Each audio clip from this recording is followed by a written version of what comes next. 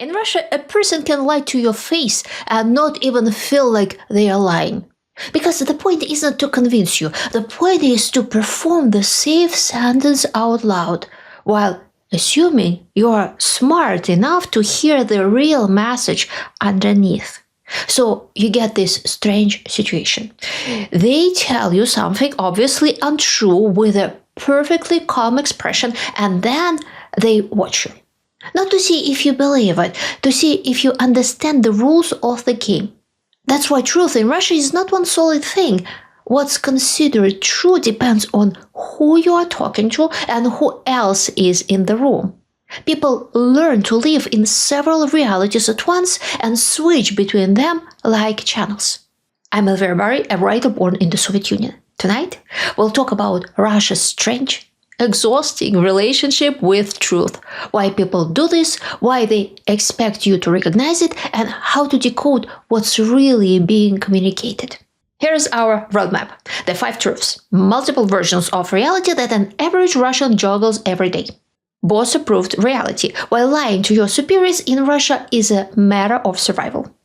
Facing the outsiders, how the special truth for foreigners is constructed. Suckers, the version of truth that those at the top fit to those at the bottom.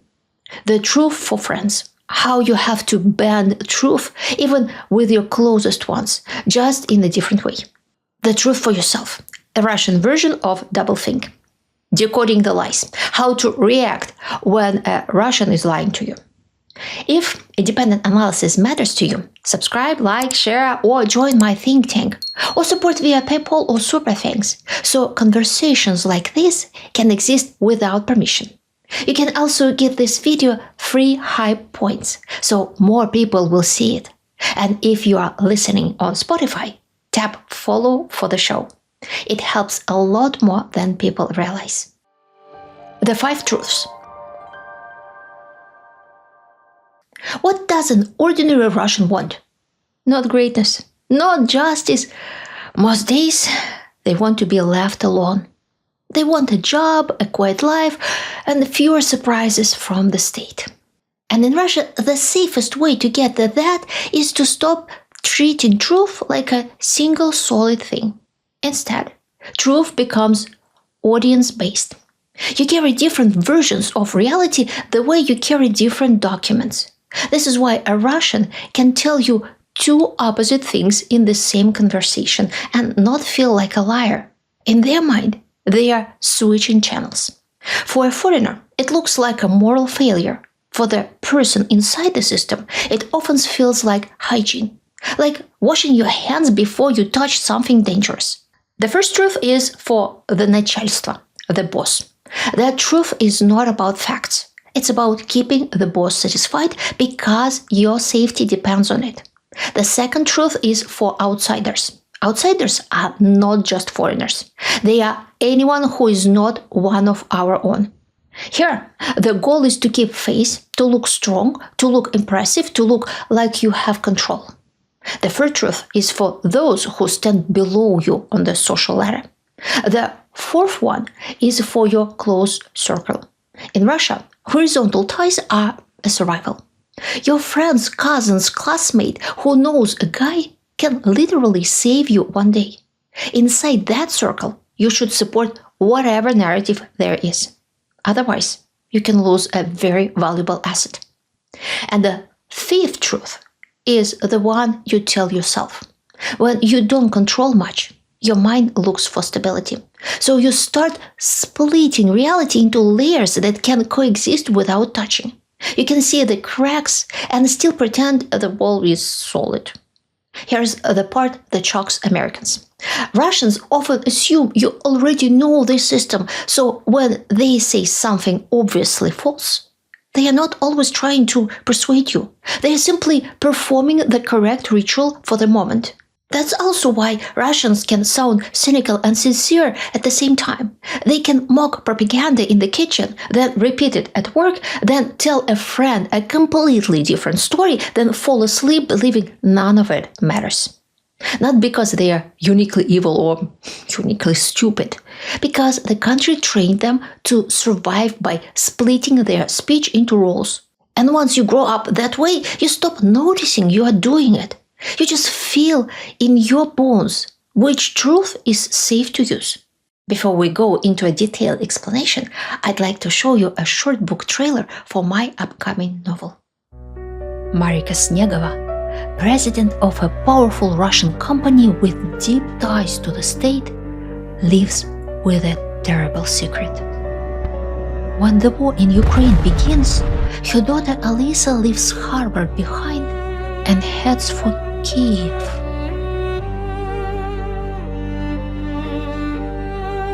Marika's business survives on grey market deals, smuggling Western technology through a maze of sanctions. If the truth about Alisa comes out, Marika will lose everything. In Moscow, executives accused of disloyalty don't face courts. They fall from windows. When Alisa suddenly goes silent, fear turns into desperation. There's no way to find out what happened to her child. Except one. An American engineer in Kiev, her first love, Leo Bruneval. Torn apart in 1985 by the Cold War. Reunited now on opposite sides of a new one.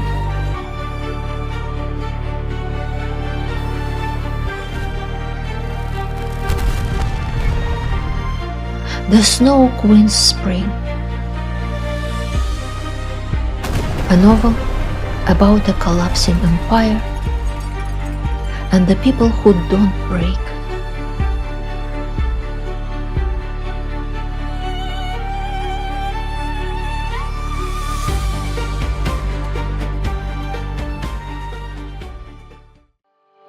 Boss-approved reality.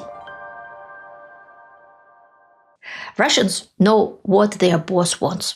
The boss demands obedience and loyalty. He wants a world where no one argues, no one panics, and no one makes him look foolish in front of the next authority up the chain. So the truth for the boss serves a single purpose, keeping the hierarchy comfortable. In Russia, this habit long predates the Soviet Union. It grows out of the peasant's relationship to the lord. The lord may be irrational. He may demand nonsense. He may even go mad, and everyone simply shrugs. That's his right. Resist, and you are the idiot. Try to prove you are right, and you are the fool.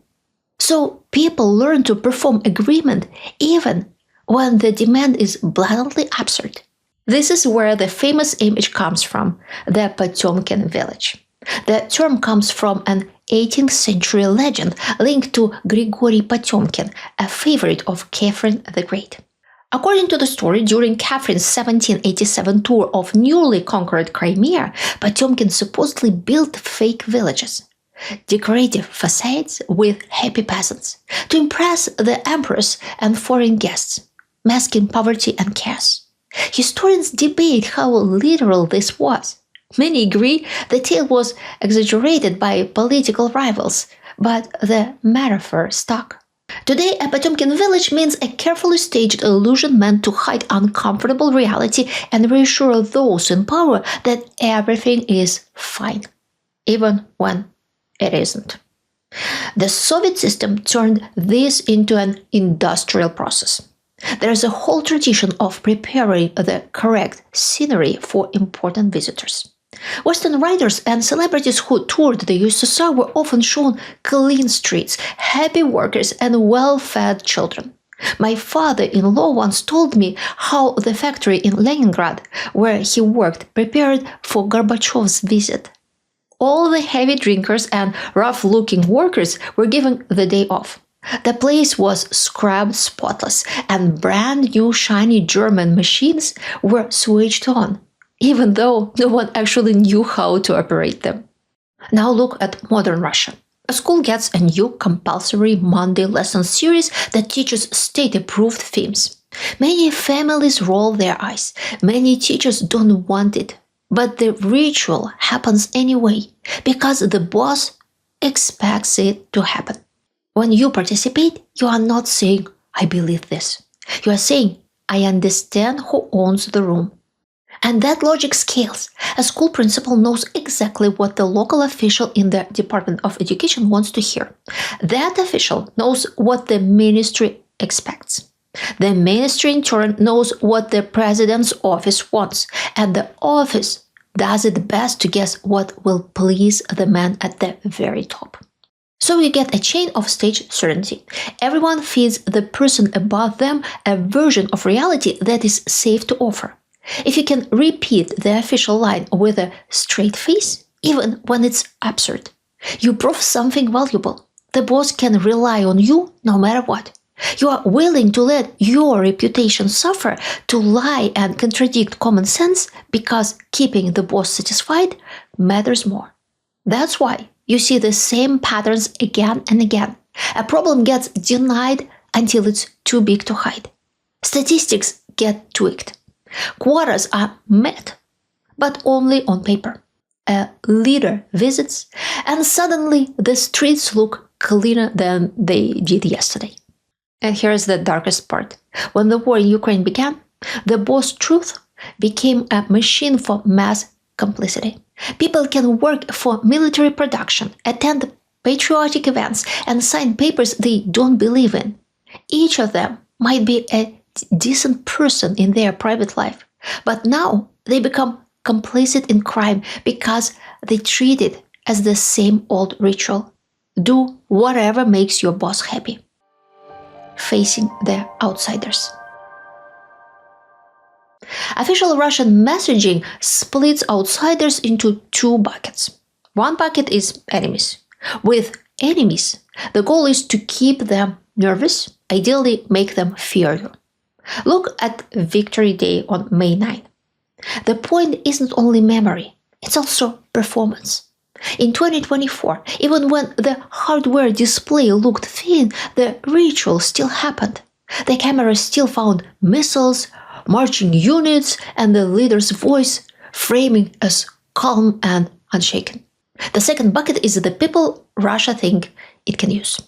Not necessarily stupid people, more like people who don't check details or people who are already angry at their own government and want an alternative story. For them, Russian truth becomes a product. Easy slogans, a clean villain, a simple moral frame. This is why you hear claims that don't need to survive scrutiny. They only need to travel. In October 2022, at the UN, Russia pushed allegations about biological weapons activity in Ukraine. The UN said it was not aware of any such program. The purpose of the claim was not to convince experts who can read documents. It was to seed a narrative that can be repeated by outsiders who want to believe it. Now add the values layer. When the Kremlin talks about traditional values, it's not only talking to Russians, it's selling an identity to foreigners who want to see the West as hypocritical or decaying. Putin uses this language again and again in major speeches, framing Russia as a stronghold and the West as confused and aggressive. And then there's the war.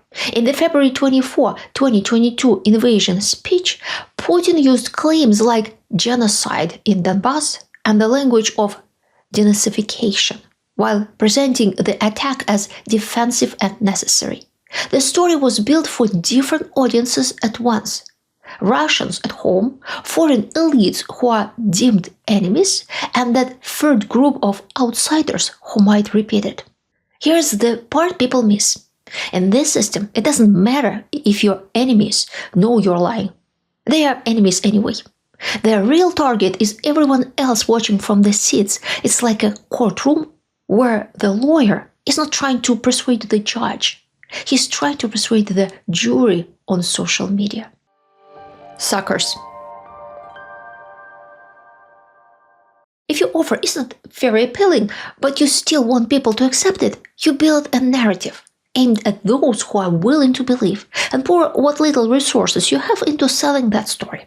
Say, you need to build communism. or at least pretend to. But the country is racked by years of war, and there's no money to make the dream real. So instead, you invest in the narrative. You manufacture a dream that feels like truth. People in desperate circumstances crave salvation. They actively look for something, anything, that promises improvement. And they look for someone who appears respectable and confident enough to say, I know what to do. So, you construct a lie that flows like fiction. It captivates because Russia never lacks people in hardship. That's how you persuade people to buy war bonds, work for free, or fight a pointless war. The target audience is never the elite or the well-educated. It's those who don't understand how the world actually works, and it's a safe bet. When someone wants to believe a seductive story, the real enemy becomes the person who tries to warn them it's a trap. That's how military recruitment works in Russia. The mechanism is nearly identical for ordinary Russians and for foreign recruits. Thousands of men from India, Kenya, and other countries were lured to Russia with promises of well-paid civilian jobs, only to end up fighting in Ukraine. Many describe signing documents they barely understood, receiving minimal training, and being treated as expendable. How does it work? Simply, you promise that a hospital orderly job or kitchen duty will bring life-changing money and spare the recruit and his family from misery. No pity, no compassion. That's the logic of the fiction makers. If a victim believes an obvious lie, they are deemed to belong at the very bottom of society and therefore deserve whatever happens to them. The truth for friends. When the state is unreliable and officials are never on your side unless you belong to their clan, what does an ordinary person want? A way around it. In Russia, that way is a person whom you know and who knows you, and then another person, and then a third person who can solve it. This personal network runs on the truth for friends, the truth for your circle. Inside your network, lying too much is dangerous because the network is how you survive, and survival depends on reputation. In Soviet life, there was a word for this, blood, using personal networks to get goods and services in short supply and to bypass formal procedures. You need antibiotics, a hospital bed, a rare part for a car, a decent job for your cousin. You didn't apply for this by a formal procedure, you asked around. And this didn't disappear with the Soviet Union. It changed shape. Some favors turned into money, some turned into services, some became outright corruption, but the logic stayed. The state is a wall, so you look for back doors. If you grew up in this environment, you learn an instinct. Don't burn bridges with your people. Don't talk too much. Keep your promises, and when your people need help, you help them. Even if it's stupid or risky, because tomorrow you might be the one begging. Researchers who interviewed Russian managers captured this moral framing in a blunt quote.